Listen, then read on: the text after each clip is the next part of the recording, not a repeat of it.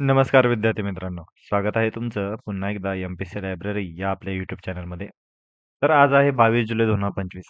सुरू करूयात आजच्या चालू घडामोडी. तर सर्वप्रथम पाहूया आजचे दिनविशेष. 22 जुलै हा दिवस राष्ट्रीय ध्वज दिवस म्हणून साजरा केला जातो. या दिवशी राष्ट्रीय ध्वजाचा स्वीकार करण्यात आला होता. म्हणजे 22 जुलै 1947 रोजी राष्ट्रीय ध्वज हा आपण स्वीकारलेला होता. आणि हा जो निर्णय होता हा संविधान सभेमध्ये घेण्यात आलेला होता. तिरंग्याचे रचनाकार होते पिंगळी व्यंकय्या. तिरंग्याची जी लांबी आणि उंची याचं जे प्रमाण आहे हे 3:2 असे इतके आहे.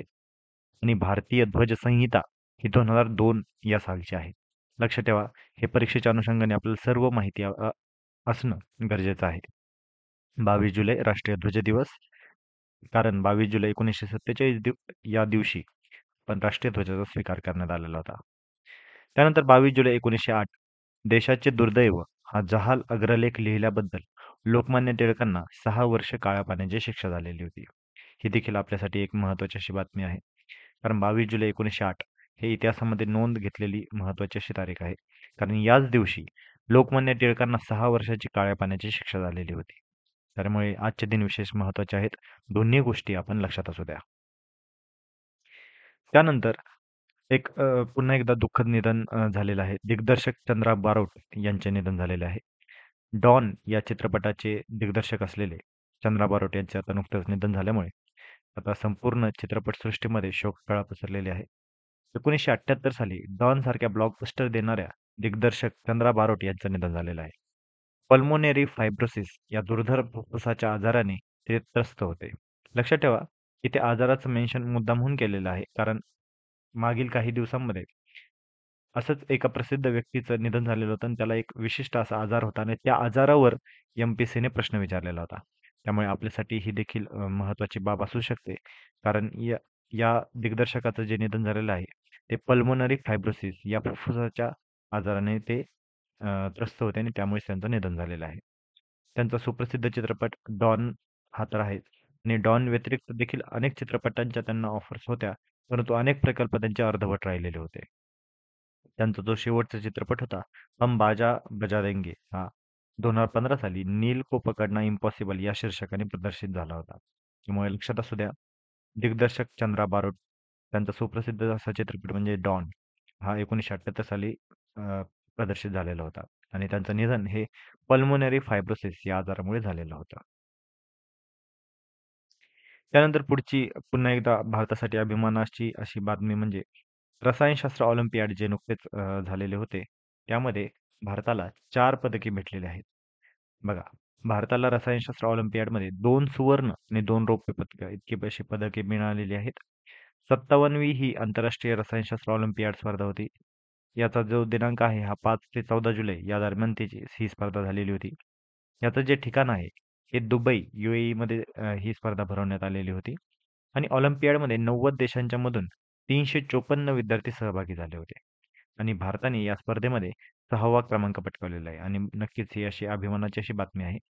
भारत 26 वेळा या स्पर्धेमध्ये सहभागी झालेला आहे आणि यामध्ये मिळालेली पदके कोणाकोणाला आहेत तर देवेश पंकज भैया जो जळगाव महाराष्ट्राचा आहे याला सुवर्ण पदक भेटलेलं आहे.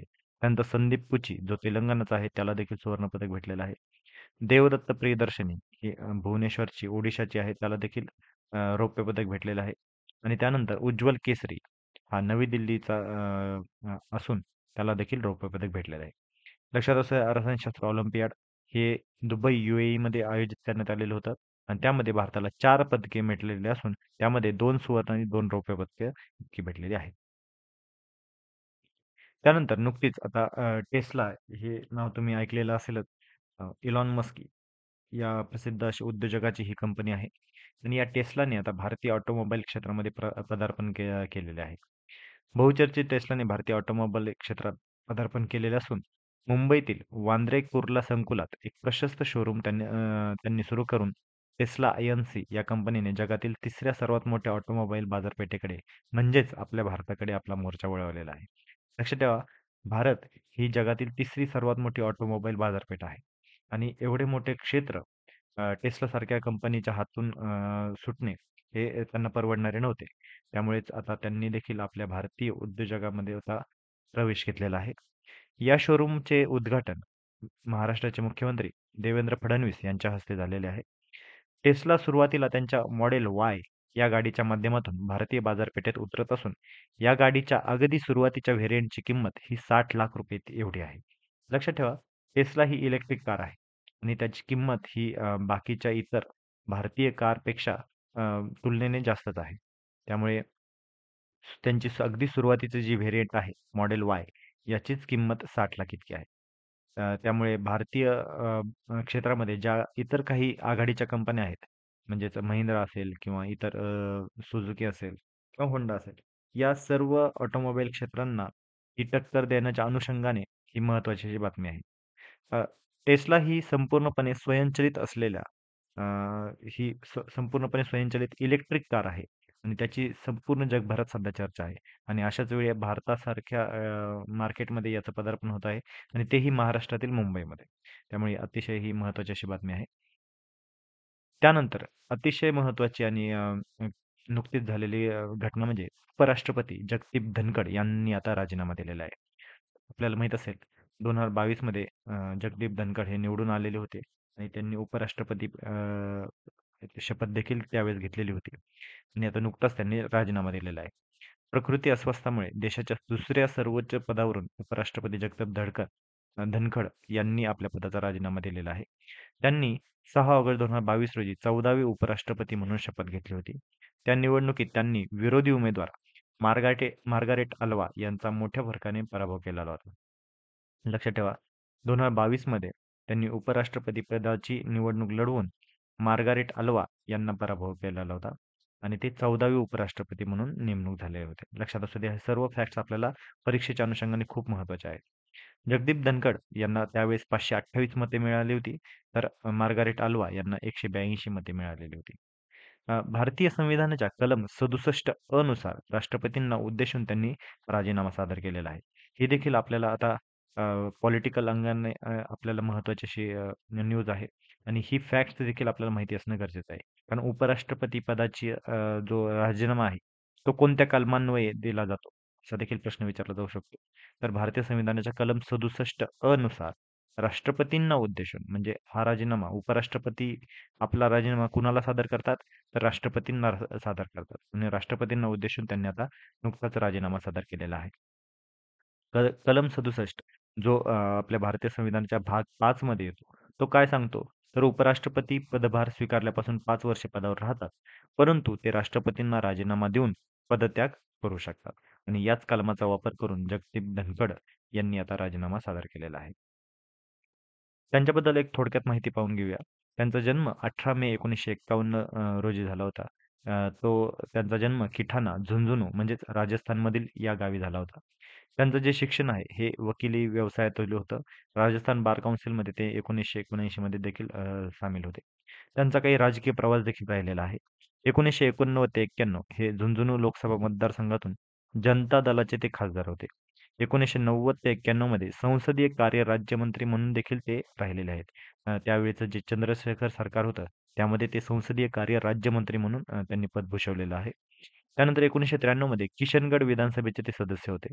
त्यानंतर 2019 ते 2022 या कालावधीमध्ये पश्चिम बंगालचे ते राज्यपाल होते.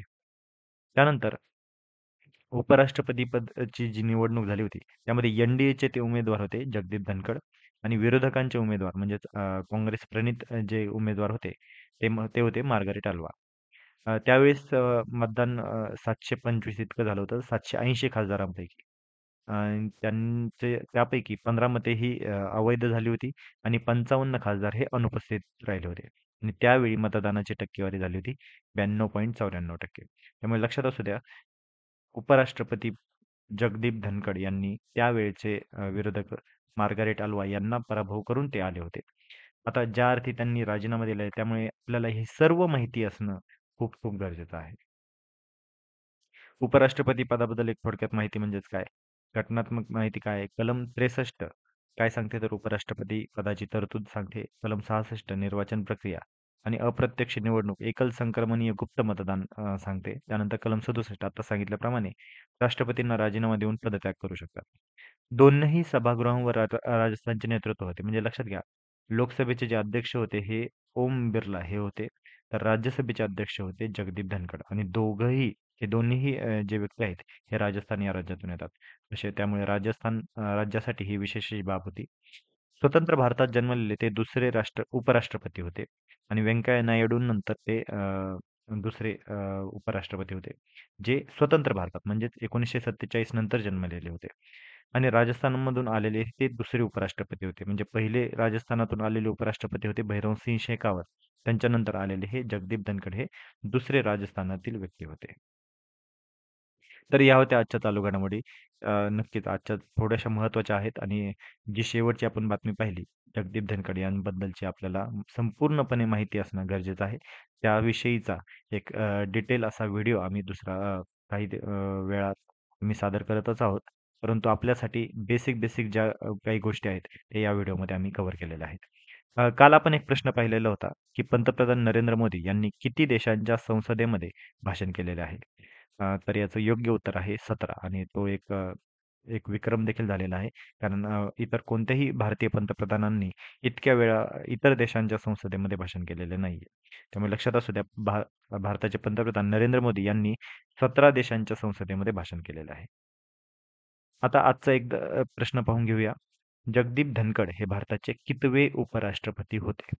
आता तुम्ही जर न्यूज नीट ऐकली असेल, तर आपल्याला ही बातमी आपल्याला लगेच लक्षात येईल आणि तुम्हाला देखील लगेच लक्षात येईल. त्यामुळे याचं जे उत्तर आहे ते तुम्ही कमेंटमध्ये आम्हाला सांगायचं आहे. जगदीप धनखड हे भारताचे कितवे उपराष्ट्रपती होते? पर्याय क्रमांक 1 आहे 17वे, पर्याय क्रमांक 2 आहे 16वे, पर्याय क्रमांक 3 आहे 14वे आणि पर्याय क्रमांक 4 आहे 15वे. तर याचं योग्य उत्तर तुम्ही सर्वांनी कमेंटमध्ये सांगायचं आहे. तर या होत्या आजच्या चालू घडामोडी. तर अशाच अधिकाधिक इन्फॉर्मेटिव्ह कंटेंटसाठी आमच्या एम-पी-एस-सी लायब्ररी या यूट्यूब चॅनलला फॉलो करायला विसरू नका. यूट्यूबसोबतच आम्ही Telegram, WhatsApp, Facebook आणि Instagram या सर्वच सोशल मीडिया प्लॅटफॉर्मवर आहोत. तर या सर्वच ठिकाणी आम्हाला फॉलो करायला विसरू नका. धन्यवाद.